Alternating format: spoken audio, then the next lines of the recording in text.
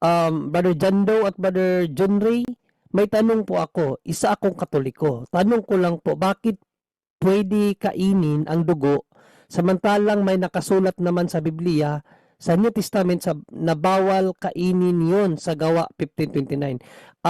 Hindi mo lang na ako muna ba dyan tapos ikaw sunod kasi dalawa tayo Sige, yung sige, nag-reach sige. eh. O, sige, sige. O, una kapatid, ang Gawa 15:29, unawain mo naman anong bakit pinagbawal dyan.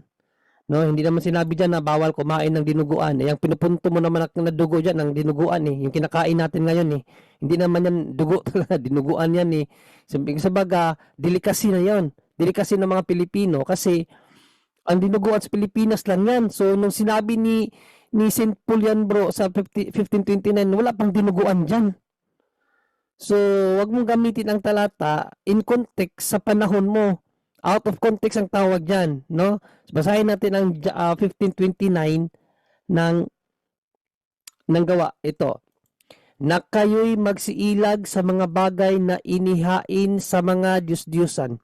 So ano daw? Mga inihain sa Diyos-Diyosan ang ipinapailag. So meaning, anumang pagkain or gawa mo na galing sa Diyos-Diyosan, yun ang ipinapailag, hindi ang pagkain ng dinuguan. Such as sa dugo, kung yung dugo inalay sa Diyos-Diyosan, wag mo kainin yan. Kahit pa hindi dugo, kahit nga kahit nga yung mga pagkain ngayon na may halal, pinagbabawal nga nila Brother Wendell yon. Kasi nga inalay sa Diyos-Diyosan yon. Nakuha mo? So hindi lang dinuguan, hindi lang dugo. Lahat ng pagkain na inalay sa Diyos-Diyosan, kapatid, tandaan palagi, ipinapaiwas tayo sa mga bagay na inihain sa Diyos-Diyosan. Such as, sabihin lang natin dinuguan to kasi yan ang context mo, dinuguan. Kung inalay sa Diyos-Diyosan yung dinuguan, paano kung hindi inalay sa Diyos-Diyosan? At meron ka bang nalamang tindahan sa Pilipinas na yung dinuguan nila inalay sa Diyos-Diyosan? Hindi porkit may nagtitinda ng dinuguan, inalay na yun sa Diyos-Diyosan. Out of context ka doon, baka ibato sa'yo ng may nagtitinda yung pinaglagyan ng dinuguan. No, wag mong paratangan na inalay doon sa Diyos-Diyosan. So ingat tayo sa pagbabasa ng Biblia at sa mga binigti. Yung mga binigti. 'Di ba sa Baguio mayroon silang binigti na na delicacy, patong binigti. Pero question, inalay ba yun sa Diyos-Diyosan? Dapat yung context. Paano yung pakikiapid? Pakikiapid, makakain ba yan? So, pinagbabawal din yan. So, lahat ng mga bagay na inialay sa Diyos-Diyosan or immorality, yun ang pinapaiwas sa atin ni St. Paul. Pero kung titingnan mo talaga ang aral ng Biblia, kapatid, at ng ating Panginoong Jesucristo at ng mga apostol, nung una, hindi tayo ililigtas sa pagkain. No? Si St. Paul nga, saan tayo hahatulan? Sa mga gawa, mabuti man o masama. Diyan ka hahatulan ng Diyos pagkamatay mo. 2 Corinthians 5:8-10. No? Ganas mo ng Jesucristo sa panahon niya in Lucas 10:8. Anong wika niya? Bili niya sa mga apostol. Ito. At sa alinmang bayan na inyong pasukin at kayo'y kanilang tanggapin, ay kanin ninyo ang mga bagay na ihain sa inyo. O sa pangangaral ng mga apostol, kasi ang utos sa kanila ng Panginoon, na humayo sila sa mga hintil. Alam naman natin na ang mga hintil, kumakain talaga ng baboy yan. At kung uso ng dinuguan noon, ay sigurado, kung may dinuguan nga, no? Sigurado, pinapakain sila, lalo-lalo na pag piyesta. Kung delikasy yan ng unang panahon. Siguradong pinakain sila niyan. Kasi ang sabi ni Panginoong Jesucristo, at sa alinmang bayan kayo magpunta, tanggapin ninyo at kanin ang mga bagay na ihain sa inyo. Paano kung hinainan sila ni Brother Jando, napuntahan nila sa Brother Jando, hinainan sa Brother Jando ng sampay na. Sa Bisaya kasi sampay na yan O sa Tagalog, dinuguan. Paano kung inalayan sila ng dinuguan? Alangan naman din nila kainin, yun ang bili ng Panginoon sa kanila. Bakit pinapakain ni Panginoong Jesucristo anuman ang bagay na ihain? Kasi hindi kasi sa pagkain narurumi ang tao, kapatid. No? Mark 7:15. Yan ang sinabi ni Panginoong Kristo. Mark 7:15, walang anumang nasa labas ng katawan ng tao na pagpasok sa kanya ay makakahawa sa kanya, ibig sabihin makakarumi. So sa pamamagitan ng pagkain na ipinapasok natin sa bibig natin, hindi ka marurumi doon. Datapot ang mga bagay na nagsisilabas sa tao, yun ang nakakahawa sa tao, ibig sabihin yun ang nakakaparumi. Yung mga bagay na masasama na binibigkas mo sa ibibig galing sa iyong puso, yun ang nakakarumi sa iyo. Panlilibak, o kahit ano pa man dyan, pamintang. So, yan ang mga bagay na higit na anuhin natin, bigyan ng pansin, hindi kung ano yung kinakain. Kasi anumang kinakain mo, basta hindi lang inaalay sa Diyos-Diyosan, okay yan. Basta hindi lang ikasasama sa'yo, okay yan. No? O dito sa Romans 14:2-3, makalino ang aral ni Paul dito eh. May tao na may pananampalataya na makakain ang lahat ng mga bagay. Lahat ng mga bagay na pwedeng makakain na, may tao na ganyan. No, sabi ni Paul, ngunit ang mahinay kumakain ng mga gulay. Ang kumakain ay wag magwalang halaga sa hindi kumakain, at ang hindi kumakain ay wag humatol sa kumakain sapagkat siya'y tinanggap ng Diyos. Sa isang salin nito, sa Magandang Balita Biblia, maganda ang pagkasabi nito sa Magandang Balita Biblia. Basahin natin ha. Sabi dito, may naniniwalang maaari siyang kumain ng anuman. O may naniniwala daw na pwede siyang kumain ng anuman. Ngunit gulay lamang ang kinakain ng mahina sa kanyang paniniwala. Huwag hamakin ng taong kumakain ng anuman ang taong kumakain ng gulay lamang. O so yung mga vegetarian, wag daw nating hamakin. Tayo mga hindi vegetarian, wag natin silang hamakin. At wag namang hatulan ng kumakain ng gulay lamang ang taong kumakain ng anuman.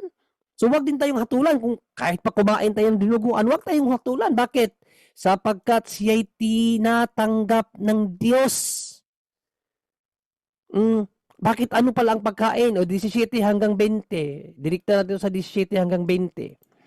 Sapagkat ang paghahari ng Diyos ay hindi tungkol sa pagkain o inumin.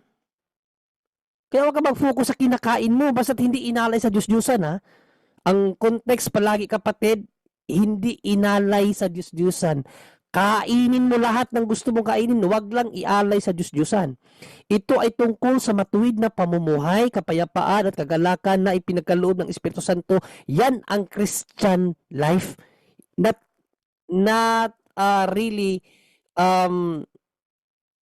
concerned about what you eat, kundi kung ano yung makapagbibigay lugod sa Diyos na ginawa mo kapatid. Ang naglilingkod kay Kristo nang may ganitong kaisipan, anong kaisipan yon? Yung ang paghahari ng Diyos ay hindi tungkol sa pagkain o inumin. So yan dapat ang isang Kristiyano ang pag-iisip, hindi sa kung ano yung sinabi ng SDA, kaya hindi mo na lang din gagawin. It's not part of the gospel, no? Ang naglilingkod kay Kristo nang may ganitong kaisipan ay kinalugdan ng Diyos at iginagalang ng mga tao. Kaya't lagi nating pagsikapang gawin ang mga bagay na makapagdudulot ng kapayapaan at makapaglalakas sa isa't isa, hindi yung pagkain kapatid. Huwag ninyong sirain ang ginawa ng Diyos dahil lamang sa pagkain. Ano daw? Huwag daw sirain ang ginawa ng Diyos dahil lamang sa pagkain. Lahat ng pagkain ay malinis at maaaring kainin. Lahat, hindi sinabi maliban sa dinuguan. Lahat ng pagkain ay malinis at maaaring kainin. Ngunit hindi mabuti na magkasala ang iba dahil sa iyong kinakain. So hindi mabuti. Halimbawa, nagkaroon ng ano sa pagkain o paghahatol. So yun ang hindi maganda. Kasi nga na-focus sa kung yung bang kinakain mo ay karapat-dapat o hindi. So yun ang hindi maganda, ang bunga. Kung nakipagtagisan ka na o nakipag-away ka dahil lang sa iyong kinakain. Pero kung ano man ang gusto mong kainin, pwedeng kainin yan. No? Para hindi ka anong sinabi doon? Pwede mo kainin anumang pagkain kapatid, no? Pwedeng kainin according yan sa Bible. Kasi kung ang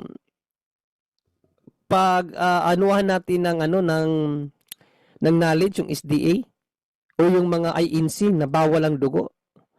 Ang unang lumabag ang ating Panginoong Kristo. Kasi dugo niya pinapakain niya mismo eh. So kung bawal pala ang dugo, bakit pinakain ni Kristo ang kanyang dugo? Pinainom pala. Di ba? Kung bawal ang dugo, bakit pinainom ni Panginoong Kristo ang kanyang sariling dugo? So dyan pa lang, hindi na naunawa ng Bible. Yung mga pagbabawal kasi na yan, doon yan sa Old Testament. Kasi part yan ng Mosaic Law. Sa batas nila Moses, ang dami kasing bawal.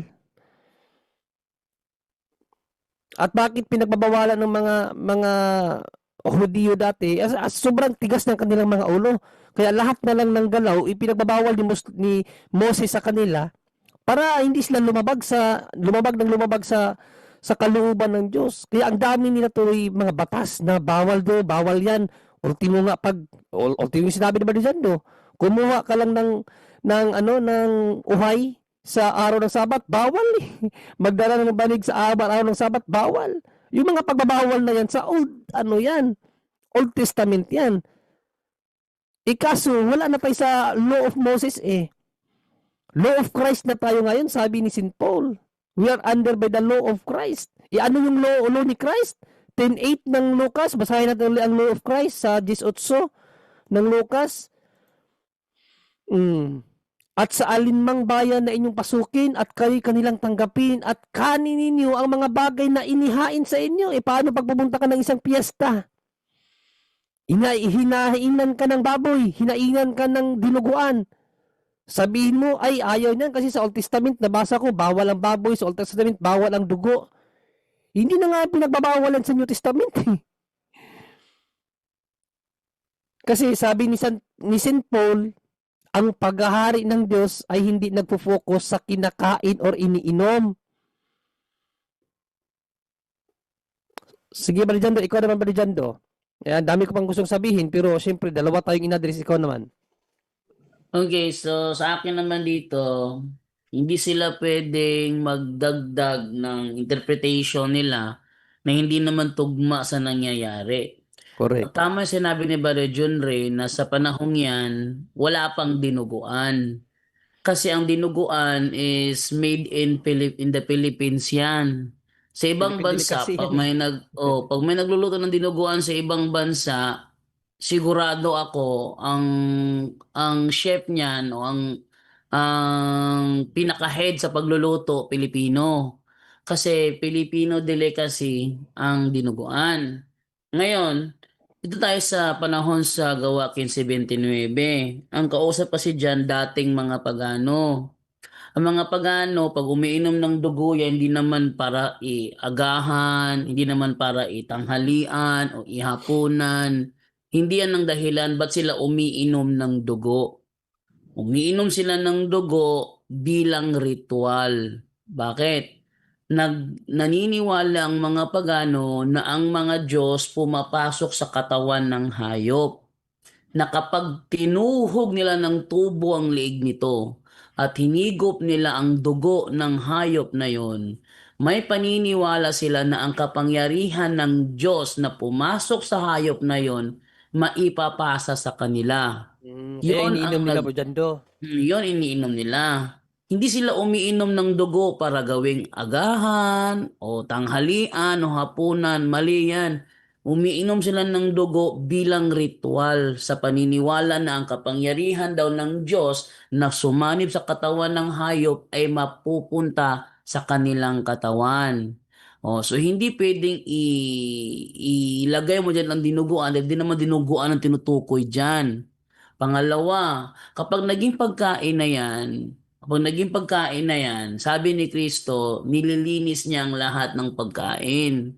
So, kung nililinis lahat ng pagkain, hindi pwede mo nang kainin. Ngayon, yung dinuguan na inihahanda ng mga Pilipino sa mga karinderya, sa mga piyesta, yun ba ang hinihigop ng mga pagano sa panahon ng Gawa 15:29? Hindi.